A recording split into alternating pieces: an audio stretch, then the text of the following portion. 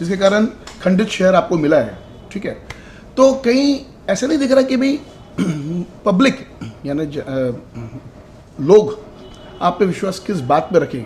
आप मुझे बताइए कि देखिए आज पिछले 4 अप्रैल 2022 के दिन जो आखिरी दिन था बॉडी का, आनंद फानंद में पता नहीं क्या हुआ, सभी लोगों ने यूनानी मसली करके कच्चे का ठीका पास कर दिया।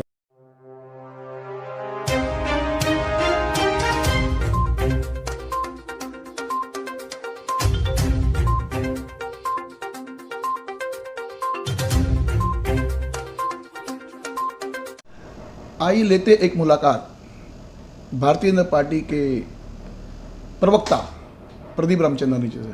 प्रदीप जी, थोड़े तीखे सवाल आज लेके आया हूँ आपके पास में। जी, तीखे सवाल में से ऐसा एक सवाल है कि भाई कुछ दिन पहले आपके पार्टी के ज़िला के अध्यक्ष ने किसी निजी चैनल में एक इंटरव्यू दिया था। उसमें कहा था कि हमने 1, 2, 3 के लिए 5 करोड़ और 4 और 5 के लिए 5 करोड़ हमने पाटोल्स के लिए पास करवाए हैं। तो ऐसे आपको दिख नहीं रहा है कि ये जो पैसे हैं ये तो पब्लिक के पैसे हैं। तो ये जो महानगर पालिका जो ये टेंडर्स पे टेंडर्स निकाले जा रहे हैं, हर साल करोड़ रुपए पाटोल्स के, यानी खड्डे बुझाने वाला जो काम है, ये खड्डे नहीं बुझाए जा रहे, लोगों के पैसों को आग लगाई जा रही है। तो आप इसको कैसे देखते हैं? देखिए, यहाँ पर इस वक्त जितने भी किसी भी पार्टी का कोई सत्ता नहीं है, प्रशासकीय राज है। और जो अध्यक्ष ने कहा कि 5-5 करोड़ के 2 काम खड्डे भरने के लिए पास किए गए थे, अब ये प्रशासन जो है उसका काम है कि वो काम करके लेना, जो कि जमीनी स्तर पर दिखता नहीं है। इसमें बिल्कुल सच्चाई है, जमीनी स्तर पर वह काम नहीं दिख रहा है। और जब जमीनी स्तर पर काम नहीं दिखता तो लोक प्रतिनिधि जो चुना हुआ होता है शहर का, उसने प्रशासन पर दबाव डालना चाहिए और जितने भी खड्डे हैं शहर में उनको भरवाना चाहिए। मुझे लगता है, क्योंकि जो लोक प्रतिनिधि है वो मेरे पक्ष का है, मुझे लगता है कहीं न कहीं लोक प्रतिनिधि के प्रयासों में कहीं न कहीं मुझे कमी दिखाई देती है। इस कमी को और बढ़ाना चाहिए, क्योंकि हर एक व्यक्ति जो शहर में आपसे हमसे ज़्यादा अपेक्षा नहीं करता, जो हम राजनीति क्षेत्र में हैं। जो आप जो कह रहे हैं कि ये लोक प्रतिनिधि की एक कमज़ोरी बोली जाए, जो उनको प्रशासन पे लगाम नहीं है और जो प्रशासन जिस तरीके से चल रही है, तो ऐसे नहीं लग रहा है कि ये जो प्रशासन है ये बेलगाम हो चुकी है अभी ज़्यादा, और पहले भी वैसे ही उनका चलन था? क्योंकि देखिए, मैंने सब पार्टी को बहुत नज़दीक से देखा है प्रदीप जी। कोई भी पार्टी के नेता ने या तो नगर सेवक ने उन्हें ऐसा कोई दबाव, कुछ सालों से देख रहा हूँ मैं राजनीति को, कि ऐसा कोई दबाव नहीं है प्रशासन के ऊपर, जो प्रशासन के दिल में एक डर पैदा हो कि नहीं, अगर मैं कुछ गलत करूँगा या हम कुछ गलत करेंगे तो सत्ताधारी या विपक्ष वो हम लोग पे आक्रमण करेगी। तो ये गलत नहीं है, ये मतलब ये प्रशासन तो बेलगाम चल रही है। तो इसमें आपके जो भी प्रतिनिधि थे, अब तो बॉडी रही नहीं, उन पे वो लोग गुनहगार हैं। देखिए, इस शहर का दुर्भाग्य ये रहा है कि उल्लासनगर की जनता ने खंडित जनादेश दिया है। और जब खंडित जनादेश किसी भी महानगर पालिका या किसी देश या किसी राज्य में होता है तो उसका विकास कठिन होता है। खंडित जनादेश शहर से मैं हाथ जोड़ के विनती करूंगा कि जिस तरह से पूरे देश ने मोदी को पूर्ण बहुमत दिया और उस तरह से मोदी ने पूरे देश का विकास किया, राज्य में अगर पूर्ण बहुमत की सत्ता होती है तो विकास होता है। लेकिन यहाँ पर पिछले 25 सालों में उल्लासनगर की जनता खंडित जनादेश देती है, जिस खंडित जनादेश के वजह से वह विकास जो एक आवाज़ बनकर शहर के लोगों के लिए बननी चाहिए वह बनती दिखती नहीं है। देखिए प्रदीप जी, जो आप कह रहे हैं कि भाई जनादेश अभी आपको कभी भी ऐसे मिला नहीं, उल्लासनगर में भी आपकी इंडिपेंडेंट सरकार हो महानगर पालिका के अंदर, आपका कहना ऐसा है, बराबर है, जिसके कारण खंडित शहर आपको मिला है, ठीक है। तो कहीं ऐसा नहीं दिख रहा कि भाई पब्लिक यानी लोग आप पे विश्वास किस बात पे रखें? आप मुझे बताइए कि देखिए, आज पिछले 4 अप्रैल 2022 के दिन जो आखिरी दिन था बॉडी का, आनंद फानंद में पता नहीं क्या हुआ, सभी लोगों ने यूनानी मसली करके कच्चे का ठेका पास कर दिया। और दूसरा, जैसे बॉडी खत्म होने के बाद में फिर डायरेक्ट कैपिटल टैक्स के अंदर आपके ही नगर सेविका उस टाइम में चेयरमैन थी 2016 में सर, जिस टाइम में कैपिटल टैक्स को लाया गया और लादा गया शहर में। आज त्राही लोग परेशान हैं। उसके बाद में आप लोग ऐसे बोलना गया कि उसमें तो हम लोगों ने यूनानी मसली पास नहीं किया, 0.91 दरें नहीं थी। वो दरों के आधार मैंने गोशवारा में दिखाया था, कुछ एक नेता को मैंने गोशवारा दिखाया, उस गोशवारा के कैलकुलेशन के हिसाब से ही आने वाले 2022-23 के बजट में 40 करोड़ रुपया महानगर पालिका ने बजट में दिखाया। वो भी आप अगर बोलेंगे कि भाई उसमें हमारे नगर सेवक इनोसेंट थे, तो आप कैसे कह रहे हो? ये देखिए, आप जो बात कह रहे हो कैपिटल वैल्यू टैक्स की, उसके बारे में हमने कई बार आपके चैनल के जरिए अपना विचार प्रकट किया है कि कैपिटल वैल्यू लाना इस शहर में एक साजिश थी। एक धन्नाड़ यहाँ का सेठ है जिसकी कई प्रॉपर्टियाँ हैं। वह पिछले 25 सालों में अपनी छोटी पार्टी बनाकर 10-12 नगर सेवकों के साथ किसी न किसी तरह से वह सत्ता पर काबिज रहता है, और उसके साथ उसका जो परिवार का एक सदस्य है वह कई वर्षों तक महानगर पालिका के एक बड़े अधिकारी के रूप में काम किया। उन्होंने ये षड्यंत्र रचा था। और जो आप कह रहे हो कि हमने बजट में 40 करोड़ रुपए रखे थे, तो आप पिछले 15-20 सालों की बजट देख लो। हमेशा जो भी कारपोरेशन की बॉडी में होता है वह प्रशासन से अपेक्षा रखता है कि ज़्यादा कर की वसूली करे, लेकिन आप देखोगे कि अगर हमने 200 करोड़ की हमने रखी है प्रशासन वसूली करेगा, पिछले 15 सालों में उसका 40% भी वह नहीं करते। तो यह एक प्रक्रिया है दबाव बनाने के लिए कि प्रशासन ज़्यादा पैसे वसूल करेगा, लेकिन जब हम ज़्यादा रखते हैं उसका मात्र 40% भी वसूली नहीं होता। इसके लिए इस बात को इससे जोड़ना ठीक नहीं है। नहीं। लेकिन यह राजनीतिक षड्यंत्र जरूर हुआ है। लेकिन इस बात की भी मैं आपको पहले भी आपका इसको मैं दे चुका हूं कि यह capital value tax roll back होगा, 100% रोल बैक होगा। क्यों नहीं हो पा रहा है, इसका कारण यह है कि कहीं न कहीं अगर आज मैं प्रवक्ता हूं तो इस शहर के जो लोक प्रतिनिधि हैं उन्होंने इस पर बहुत ज्यादा तेजी से कार्य करना चाहिए। जो तेजी वो होनी चाहिए, उस तेजी में जैसे जैसे हम देख रहे हैं कि उनमें जो तीव्रता कम है, उस तीव्रता की वजह से लोगों में नाराजगी पसर रही है।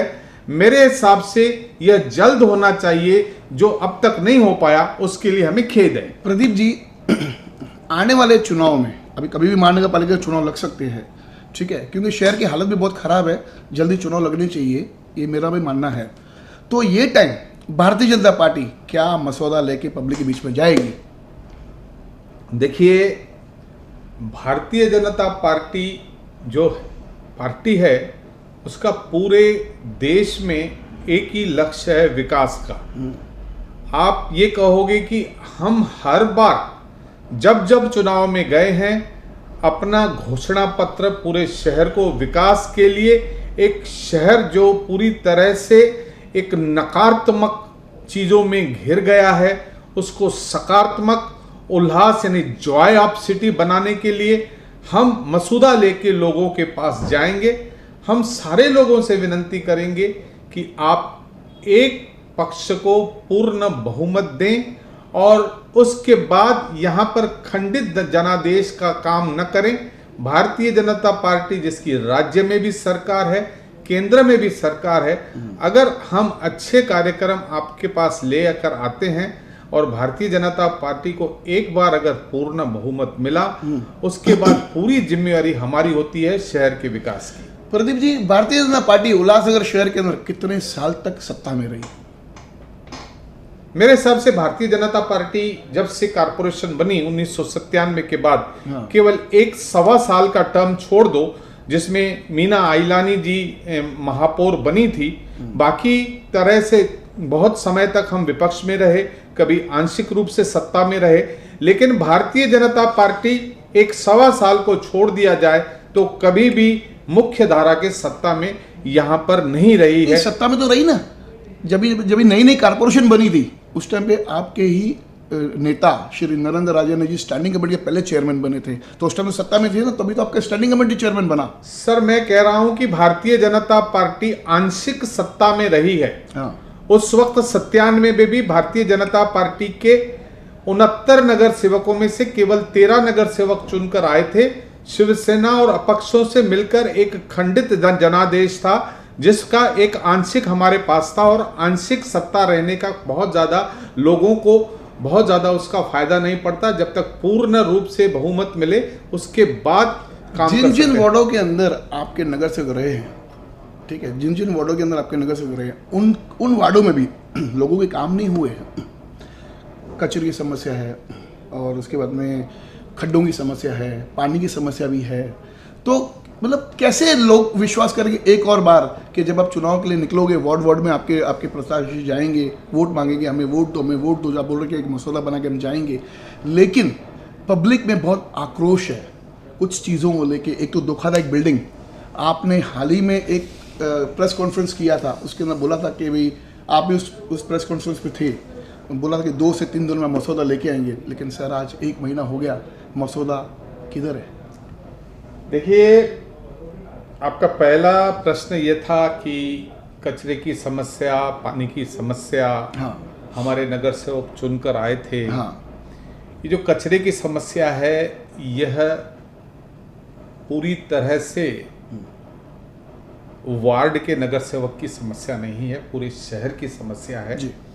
उसका निराकरण करने के लिए हमारी सरकार, महाराष्ट्र सरकार और हमारे शहर के आमदार, उन्होंने इसके लिए प्रयत्न करना चाहिए, और बहुत सारा प्रयत्न अधूरा है। अधूरा या फेल्योर है? देखिए, अधूरा कहेंगे, फेल्योर इसलिए नहीं कहेंगे क्योंकि अभी तक उनका 2 साल का टर्म पड़ा है और उसमें वो 2.5 वर्ष तक सत्ता में नहीं थे और पिछले 3 महीनों से सत्ता में है। अब उनका कसौटी पे खरा उतरने का समय आया है। अब यह जिम्मेवारी लोक प्रतिनिधि की पूरी तरह से है कि जो कचरे की समस्या है, जिसके लिए उसाटने गांव में हमको एक सरकार ने, राज्य सरकार ने 30 एकड़ का भूखंड दिया है, जहां पर कचरे को प्रक्रिया बनाकर, मतलब फ्रॉम वेस्ट टू वेल्थ, यानी कचरे से भी धन बनाने की जो प्रक्रिया करनी है, उसमें तेजी लानी चाहिए। ये लोक प्रतिनिधि का काम है। अब लोक प्रतिनिधि को हम दोष नहीं दे सकते क्योंकि सत्ता में उनको 3 महीने हुए आए हैं, लेकिन अगर उन्होंने ये 2 साल में यह नहीं किया तो फिर आप हमको ये कह सकते हैं कि हम कसौटी पर खरे नहीं उतरे। ठीक है। दूसरा प्रश्न आपका पानी का था। हाँ। पानी की समस्या जो है, वो पानी की समस्या जिस तरह से पूरे शहर में हम आज भी MIDC से पानी लेते हैं, एक कार्यक्रम बनाया है लोक प्रतिनिधि हमारे आमदार ने कि MIDC का जो यहाँ पर पंपिंग स्टेशन है, हाँ। वह महानगर पालिका को सौंपना चाहिए, और यह कार्य भी लोक प्रतिनिधि का है और लोक प्रतिनिधि आमदार, उन्होंने यह प्रयत्न करना चाहिए और उन्हें सत्ता में आए हैं, उस सत्ता का किस तरह से वह काम करते हैं। आज इस इंटरव्यू में उनको हम यह नहीं कह सकते कि वह नहीं कर रहे हैं, क्योंकि उनको पूरा समय दिया जाना चाहिए। सही है। और आखिरी आपका प्रश्न था धोखादायक इमारत, और जिसमें आपने कहा कि आपने प्रेस कॉन्फ्रेंस की थी। यस। देखिए, इस बात में मैं बड़ी सच्चाई से कहूँगा कि हमने प्रेस कॉन्फ्रेंस की, हम काफ़ी खुश थे उस दिन। हमने बहुत ढोल भी पीटे और हमने अपनी पीठ भी थपथपाई, मेरे अध्यक्ष ने ये कहा, उस दिन कोमल पार्क की बिल्डिंग गिरी और आमदार उससे काफी व्यथित हुए। वह विधानसभा के सत्र में थे, उन्होंने मुख्यमंत्री से मिले और मुख्यमंत्री ने यह घोषणा कर दी। ठीक है, बहुत अच्छी बात थी, हमको खुशी हुई कि आमदार ने इतना बड़ा काम कर दिखाया। लेकिन उसके बाद जब दूसरी इमारत गिरती है और एक बेगुनाह व्यक्ति, उसका केवल गुनाह यह था कि उसका घर किसी धोखादायक इमारत के पास था, वह जान गंवाता है, उसका पाप मैंने अपने सर पे लेना चाहिए। ये आपके पार्टी को लेना चाहिए, क्योंकि अपने सर। मैं भी पूरा उसमें दोषी हूं, क्योंकि 1 महीना हो गया हम प्रेस कॉन्फ्रेंस करते हैं, हम वह आज तक मसौदा नहीं ले आ पाए हैं। फेलियर। और नहीं, इसको अभी भी मैं देखिए, जो शब्द फेलियर नहीं कह सकता हूं, लेकिन जब किसी की जान जाती है तो सहजता से स्वीकार करना चाहिए कि हाँ, जब उसकी जान गई, बेकसूर व्यक्ति की जान गई, तो उस वक्त मेरे दिल में ऐसे लगता है कि जब मैं 1 महीने पहले प्रेस कॉन्फ्रेंस कर रहा था तो मुझे लग रहा था 2-3 दिन में हम सारे शहर के लोगों के ऊपर मरहम लगा देंगे, क्योंकि वह नहीं आया। इसके लिए जवाबदार कौन है? मैं किसी और को क्यों जवाबदार करूं? मैं जिस पार्टी का प्रवक्ता हूं, मैं अपने आप को जवाबदार मानता हूं कि क्योंकि यह मेरा, क्योंकि लोक प्रतिनिधि हो या मेरे पार्टी का अध्यक्ष हो, उनको दोष देने से अच्छा है खुद पर दोष लेना। यह बात सही है कि वह मसौदा आ जाना चाहिए था, आज तक नहीं आया। इसके लिए हम जो भी विलंब हुआ है उसके लिए हम क्षमा चाहते हैं। कहीं ना कहीं पब्लिक ऐसा कहना है, वापस मैं आपको वापस धोखाधड़ी पे लेके आ रहा हूँ, कि पब्लिक ऐसे आरोप है सभी नगर सेवकों के ऊपर, जो भी लोग इससे ग्रस्त हो रहे हैं, जिन लोगों की मौत हो रही है, ऐसे जैसे अभी आपने कहा कि ये मैं अपने ऊपर गुनाह लेता हूँ, तो सभी नगर सेवकों, सभी शहरवासियों का ऐसा कहना है कि सभी नगर सेवक इन सब चीज़ों के हत्यारे हैं। आप इस विषय में कैसा देखते हो उनको? हत्यारा जैसे वर्ड, ऐसे लोगों ने, मुझे काफ़ी लोगों ने फ़ोन किया है, इन लोगों ने लोगों की हत्याएं की है। इनको ये टाइम आने दो चुनाव के, हमसे मांगने के लिए वोट, हम इनको सीधा करेंगे। हम पूछेंगे कि काहे को दिया 8.5 लाख रुपए में ठेका, काहे को दिया आप लोगों ने ये अपना खड्डा बुझाने का इतना बड़ा टेंडर, क्यों? देखिए, इस शहर के नागरिकों का मैं बहुत सम्मान करता हूँ। उनकी भावनाएं हमारे लिए अगर बुरी हैं तो हम सभी लोगों ने निवृत्त हो जाना चाहिए। पूरी तरह से हम लोगों ने अपने आप को राजनीति से रिटायर कर देना चाहिए और नए लोगों को आगे आना चाहिए। सही है, क्योंकि अगर लोगों की भावनाएं हमारे लिए नकारात्मक हैं, सही, तो ये बहुत बड़ा प्रश्न चिन्ह है हमारे ऊपर। भ्रष्टाचार के आरोप तो हर उस राजनीति में लगते हैं, लेकिन हम यह कहेंगे कि इस शहर में जो लोग रहते हैं और जो लोग भी समर्थ हैं, वह इस शहर में रहना नहीं चाहता। इससे बड़ा दुर्दैव कुछ नहीं हो सकता। जो व्यक्ति जिस शहर में रहता है, पीढ़ियों तक रहता है, और आज जैसे ही समृद्धि आती है, जिनके पास लोग आज के पास अच्छे रहने का रहता है, तो कोई कल्याण, हजारों लोग उल्लासनगर शहर से पलायन हो चुके हैं। उसके गुनहगार कौन? ये सभी नगर सेवक। आप कैसे देखते हो उन सबको? हम मानते हो कि ये सब नगर सेवक उनके गुनहगार है? क्योंकि नहीं तो क्यों एक अपनी मातृभूमि छोड़ के दूसरे शहरों में पलायन करके जाएंगे? क्यों? क्योंकि कहीं ना कहीं यहाँ पर काफ़ी समस्या होने के कारण शहर में ना सुरक्षा है, ना डेवलपमेंट है, खाली टैक्सेस इतनी भर भर के लगा दी है। मैंने अभी भी हाल ही में हमारे महानगर पालिका की डीएमसी का मैंने इंटरव्यू किया, तो मैंने उनको पूछा था ये बात कि madam, we are staying in Ulhasnagar but we are paying tax like Mumbai, and she said yes, I can understand, yes that's true. ऐसा क्यों?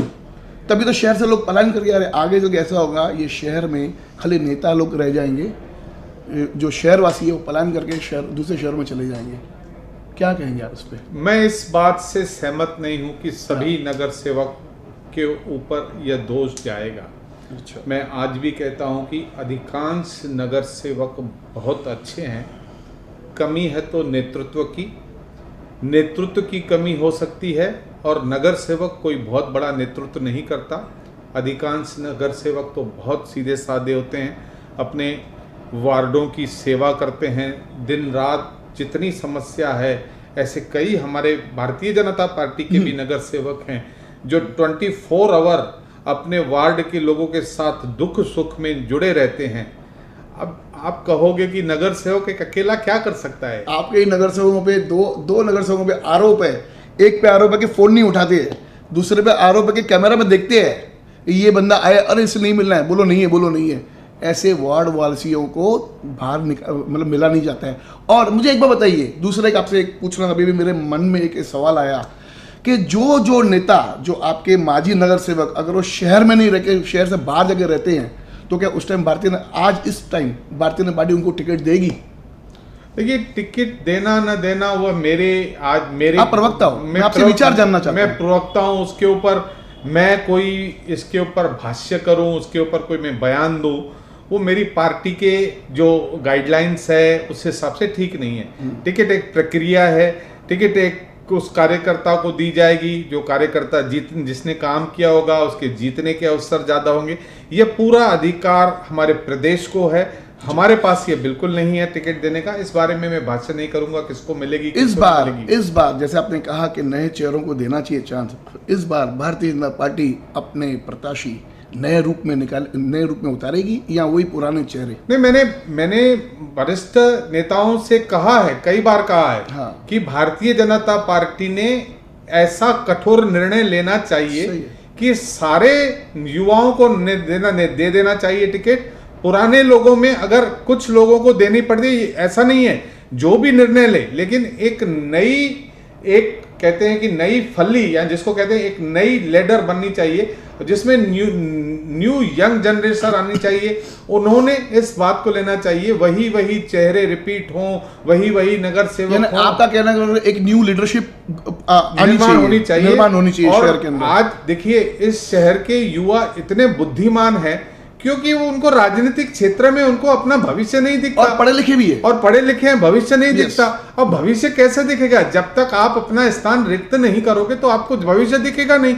इसलिए युवाओं को आगे आना चाहिए, अच्छे लोगों को राजनीति में आगे आना चाहिए, और भारतीय जनता पार्टी सदैव अच्छे लोगों को प्रमोट करेगी। और मेरी ये मन की इच्छा है कि भारतीय जनता पार्टी एक ऐसी पार्टी है जो सचमुच में देश का हित चाहती है, देश प्रेम से जुड़ी हुई है। उसके जितने भी संघ के कार्यकर्ता हो या भारतीय जनता पार्टी का शीर्ष नेतृत्व हो, उनके खून के कण कण में देश प्रेम बसा है। सही है।